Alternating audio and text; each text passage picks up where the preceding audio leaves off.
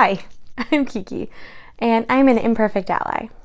One of the reasons I decided to start this channel was because in my personal life, I have often found myself confronted with folks who have wildly opposing sociopolitical views from me.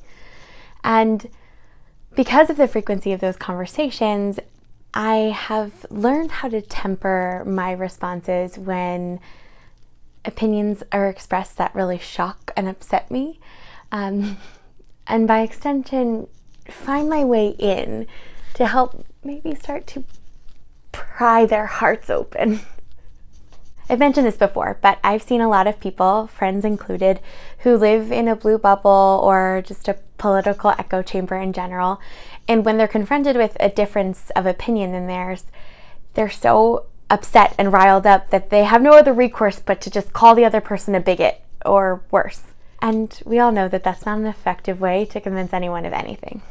All that being said, this week I wanted to talk about the controversial topic of trans rights, and perhaps do it in a way so you feel comfortable sharing it with your grumpy uncle. It will come as no surprise that I am not a medical professional, so I'm not going to use this time to prove the validity of transness. And really, it's beside the point, because the one thing that I do feel qualified to speak on is empathy and shared humanity. So the real thesis of this video is that regardless of how you feel about trans people, they are people. I could probably stop right there. That's the whole point of this video, but I won't. So I'm embarrassed to say that I only recently learned of the horrifying story of Tyra Hunter, a DC-based trans hairdresser who died from injuries sustained during a car crash on her way to work in 1995. Now, at first glance, that might sound like a tragic but totally normal and unpreventable death, but it wasn't. When EMTs arrived on the scene, they got Tyra out of the vehicle and to treat her injuries had to remove her pants.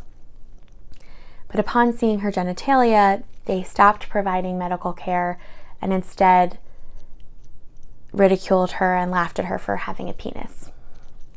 That continued in the ambulance ride to the hospital, where she died later that day.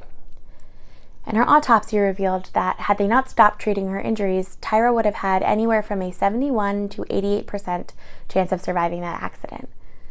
So Tyra Hunter should not have died that day. Her mother sued the District of Columbia for wrongful death, and they were found responsible due to the negligence of the EMTs and employees at DC General Hospital, who could have saved Tyra's life, but didn't even try because she was trans.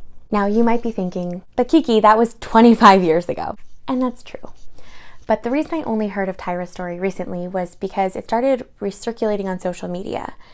And that's because this summer, in 2020, the Department of Health and Human Services attempted to reverse regulations from the Affordable Care Act that said that discrimination protections on the basis of sex should apply to transgender people.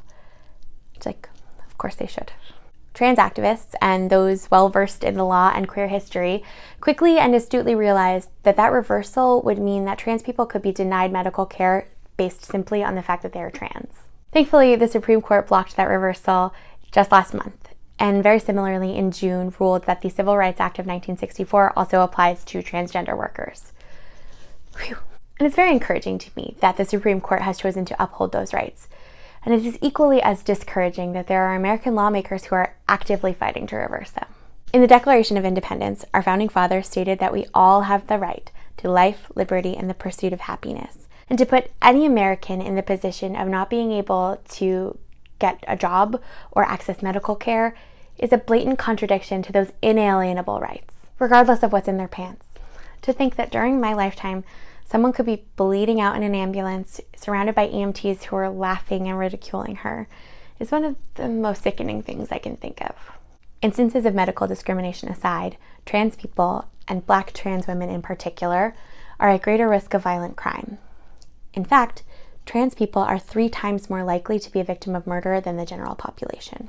While we don't know that all of those murders are hate crimes, we do know that trans people are at greater risk of violence in general because of discrimination in education and the workforce, which leads them to higher poverty rates and having to turn to more dangerous professions, like the oldest one there is. So, as I mentioned, Uncle Barry.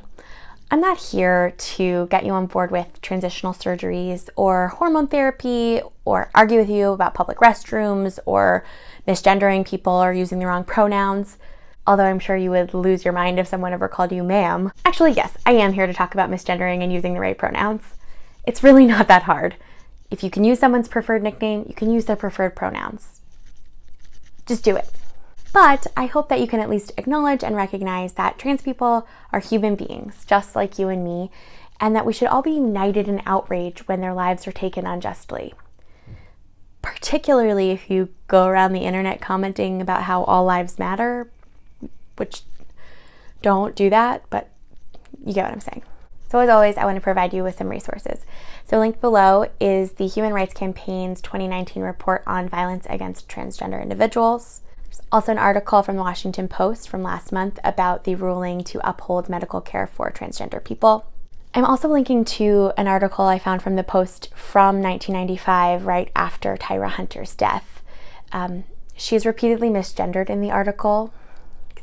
It was the 90s, but I think it's really powerful because the emotion of just having lost her a couple months ago is really infused in the language, and it's a really compelling read.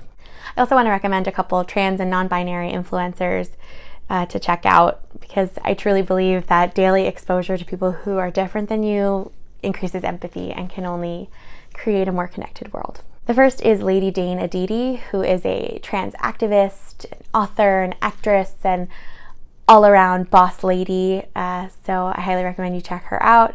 The second is a little more mainstream. It's Jonathan Van Ness from Queer Eye, who recently came out as non-binary and uses him and they pronouns, and has been known to wear typically feminine clothing on a lot of runways and now on the show. And I mean, he's just a warm golden bubble of light that we all love. And lastly, Shay Diamond, who is another trans artist and activist and musician and is just indescribably fabulous. So remember to get out there and keep spreading love, particularly to those who are different from you. If we can all just recognize the light and value in every person that we come across, we're going to build a better world. I just know it. Okay, love you. Bye.